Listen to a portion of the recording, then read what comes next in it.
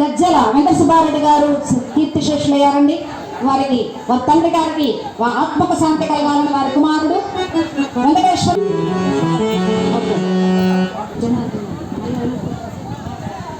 పంపించండి, చెప్పేశాను కదా. కనుక ఒకవేళ మా కళామ తల్లిళ్ళు చెవుల్లో బంగారు కమ్మలు ముక్కు పడకలు వేసేయండి, వేయచ్చు. తర్వాత మరి పెద్దవాళ్ళు బ్రాస్లైట్లు ఉంటాయి చేతుల్లో, బంగారు కడియాలండి బ్రాస్లైట్లు, చేతికి ఉంగరాలు, వాచీలు. అది ఒక పెద్ద ఆయన ఉంగరం అంటే అప్పుడే ఇట్లా పెట్టుకుంటాము. మాకేం వేయొద్దులేంటి, ఏదో తమాషగా జోగ్గా మాట్లాడుతుంటాము. కాబట్టి ఉంగరాలు వేయొచ్చు అంటే ఆయన అప్పుడు ఇట్లా పెట్టుకుంటాము. కాబట్టి అలాంటి మహానుభావులు మరి ఎవరైనా అలా అక్షయ పాత్ర వస్తుంది. ఈ అక్షయ పాత్ర మొత్తం నిండి రావాలి. అట్లాంటి వారికి భగవంతుడు చల్లగా రక్షించి కాపాడాల్సిందిగా కోరుకుంటూ వేడుకొండల వాస వెంకటరమణ గోవింద హర పార్వతీ మహాదేవ శంకర.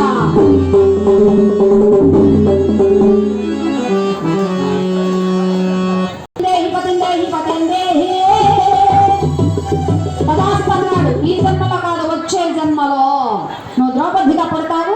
అప్పుడు నీకు 5 భర్తలు లభిస్తారని పరమేశ్వర వారు ఆ తల్లికి వరమిచ్చాడు. ఆమెలే ఈ ద్రౌపది మాత. పోల్రెడ్డి పిచ్చిరెడ్డి గారు, లక్ష్మమ్మ గారు మరి ఎప్పుడైతే పరమేశ్వర వారు అభయం ఇచ్చాడు, వరం ఇచ్చాడు కాబట్టి మేము 5 కలిసి పెళ్లి చేసుకున్నాము. ఎలా తెలుసా? ఎలా ఆ తల్లిని వివాహం చేసుకున్నారు? ఇదిగో నీలాంటి వాళ్ళు అనుకుంటారనే ముందుగా ధర్మరాజుల వారు ఆ తల్లి మెడలో మాంగళ్య ధారణ గావించలేదు. ముందుగా అన్నగారు ధర్మరాజుల వారు మాంగళ్య ధారణ గావిస్తే మిగతా వాళ్లకు వదినమ్మ అవుతుంది, తల్లితో సమానం కాబట్టి అలా చేసుకోలేదు వివాహం. మరి ఎలా? చిన్నవాడైనటువంటి సహదేవుని చేత ముందుగా మాంగళ్య ధారణ గావించారని ఒక చరిత్ర ఒకరు తెలియజేస్తున్నారు కవులు.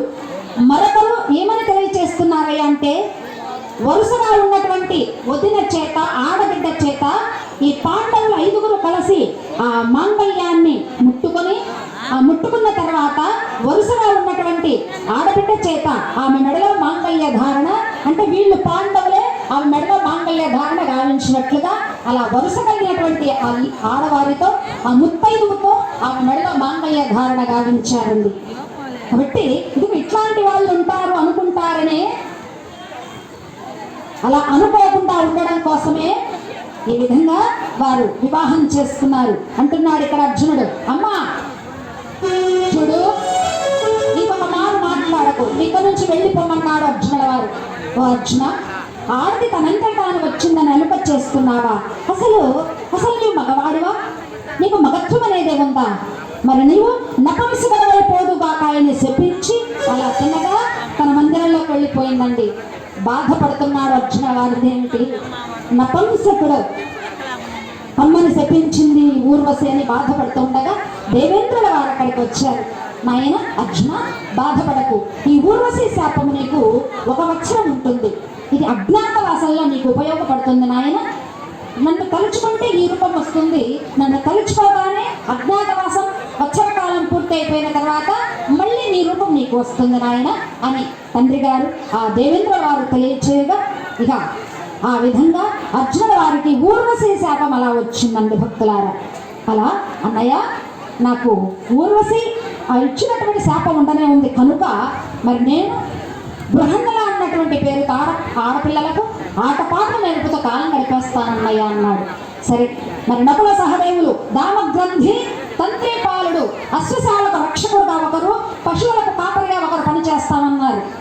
అందరు మగవాళ్ళు వారి వారి వేషాలలో వాళ్ళు ఏర్పాట్లు చేసుకున్నారు.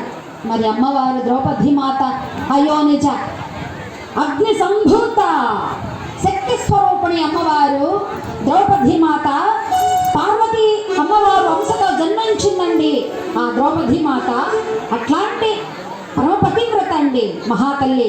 మరి ఆమె ఏ వేషంలో ఎలా మెలంగగలదో చెప్పుదేవి అంటే అప్పుడు అంటుంది, నాథ మరి శ్రేష్ఠ మహారాణికి మత్స్యనగరంలో శైలంధ్రి పనుడు చేసుకుంటూ సైరంధ్రి అన్నటువంటి నామంతో అక్కడ జీవిస్తాను నాథ అన్నది. సరే, వాళ్ళందరూ చెప్పినటువంటి మాటలకు ఎంతో ఆనందించాడండి ఆ ధర్మరాజుల వారు. ఆనందించి ఇక తిన్నగా వారు ఆ మత్స్య నగరానికి చేరుకున్నారు.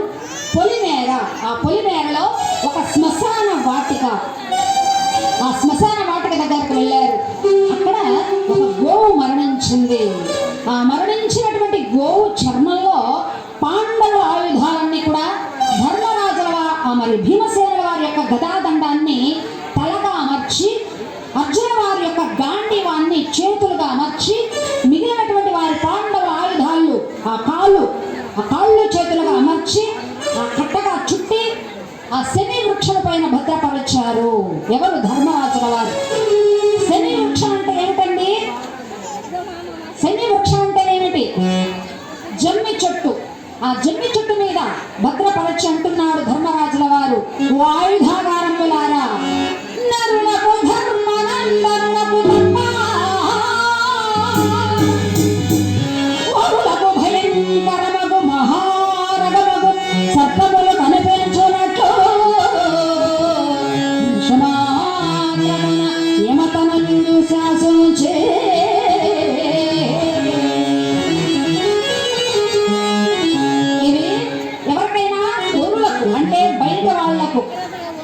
బయట వాళ్ళకు కనిపిస్తే శవ రూపములుగా, సర్పరూపములుగా, పిశాచములుగా, కాల సర్పాలుగా కనిపించేటట్లు నాకును నరునకు ధర్మనందనకు తప్ప, నరుడు